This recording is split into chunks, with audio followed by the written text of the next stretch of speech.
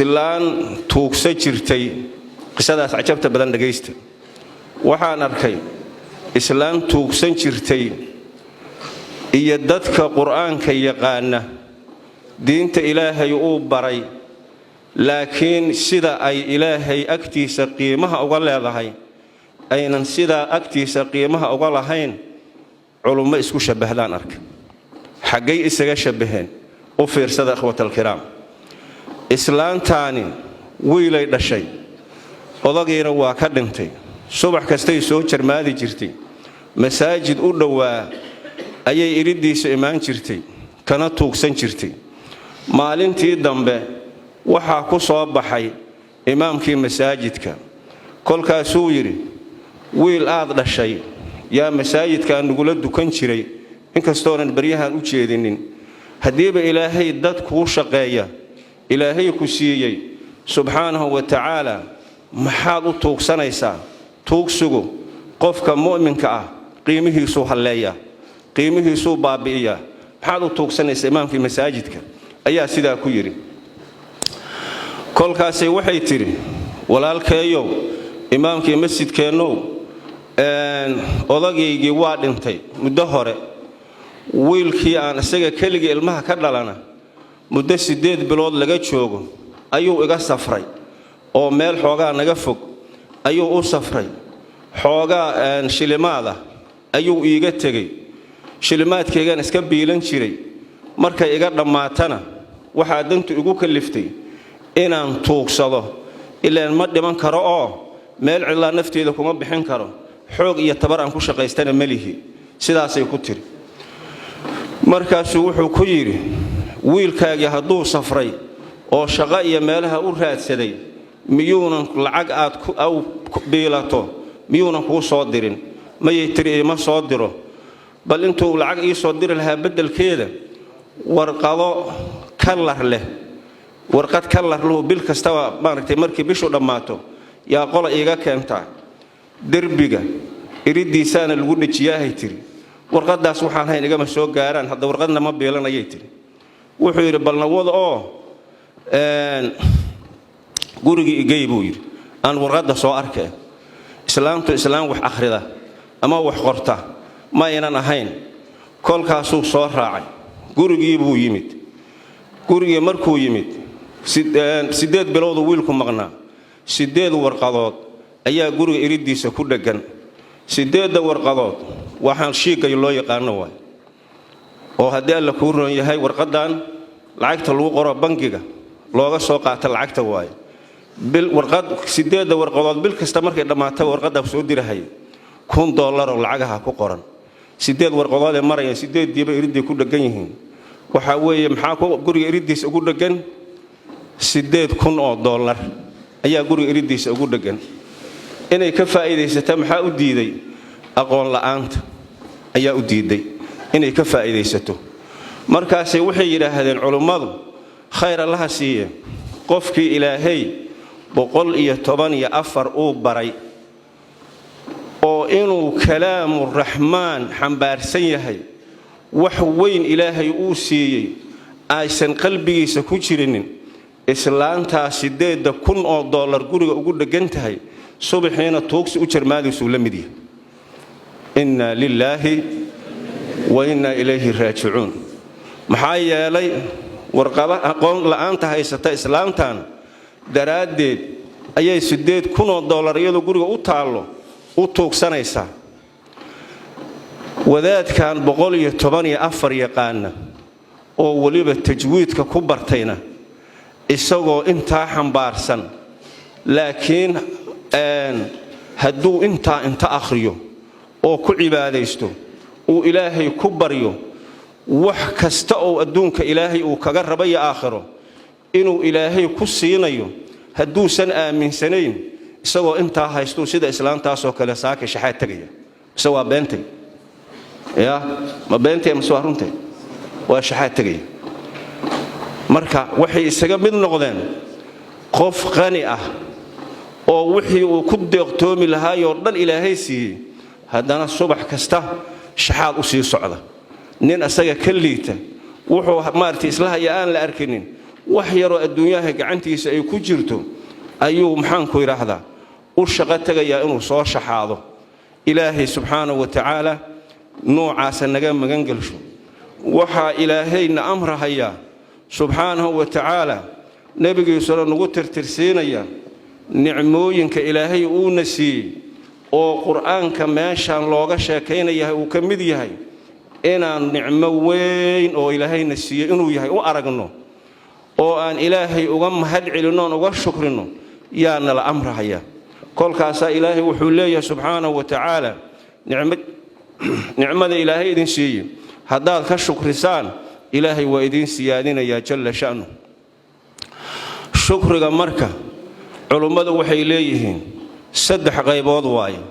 إلا واض أركتانو مريا كتبادو كهالله هيان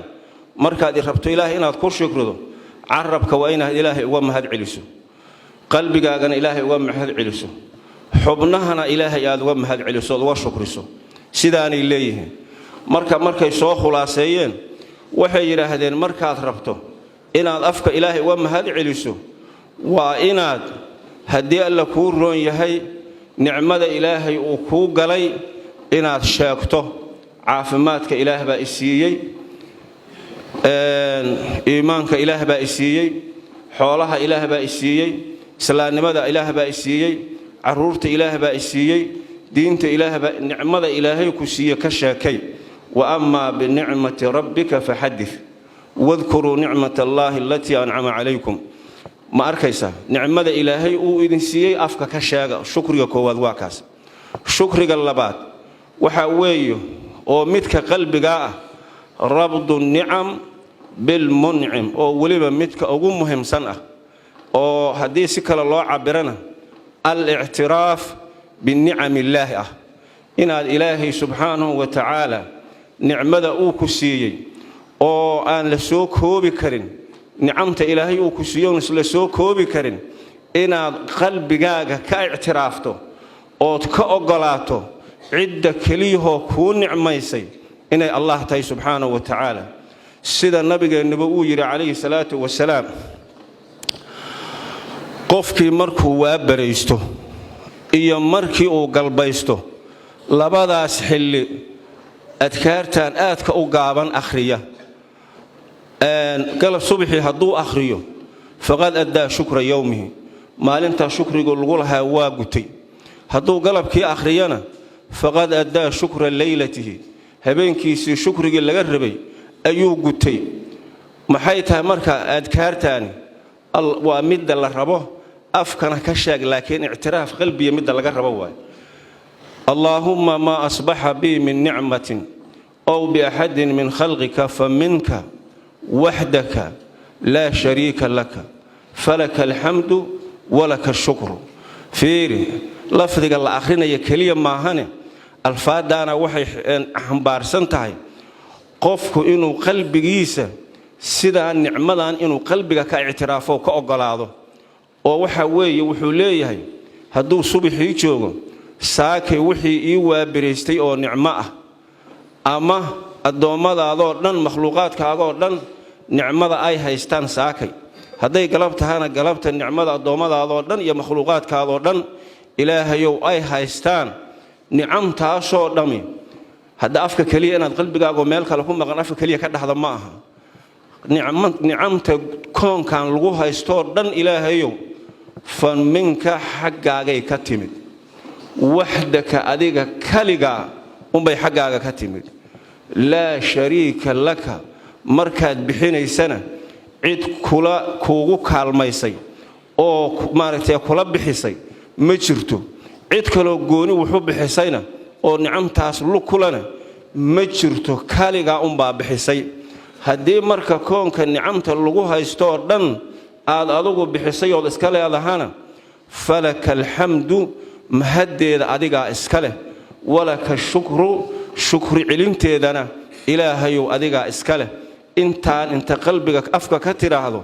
قلبك نسيداس معنوه يهي وغا اعتراف هذا سيداس سمايلو ما صبح مركز انت أخرسو قلبك نآت كاعترافته مالك شكر جيدي واقلتي أيها النبي قول ليه عليه الصلاة والسلام galabkii haddaad tidhaahdana sidoo kaleeto habeenkaa shukrigii lagaa rabay ayaad gudatay waxay noqonaysaa markaas dadka sidaas qalban waqaalaban u gudanayaan shukriga ilaahay laakiin way yar yihiin sida ilaahayba uu ku tilmaamay kitaabkiisa kariimka wa qaliilun min cibaadiya shakuur addoommadayda kuwa shukriyaahi way yar yihiin baa leeyahay ilaahay subxaanahu wa tacaala waxaana taasi tusinaysaa inaad rabbigii ku abuurtay subxaanahu wa tacaala oo nicamta xuduud aan lahayn oo ilaahayba uu tilmaamoo yiri wa in ta'uddu ni'matallaah la tuhsuha nicamta ilaahay haddaad rabtaan inaad tirisaan lama soo koobi karo hal haddaad u tirisaan laakiin bardu culimadu waxay leeyihiin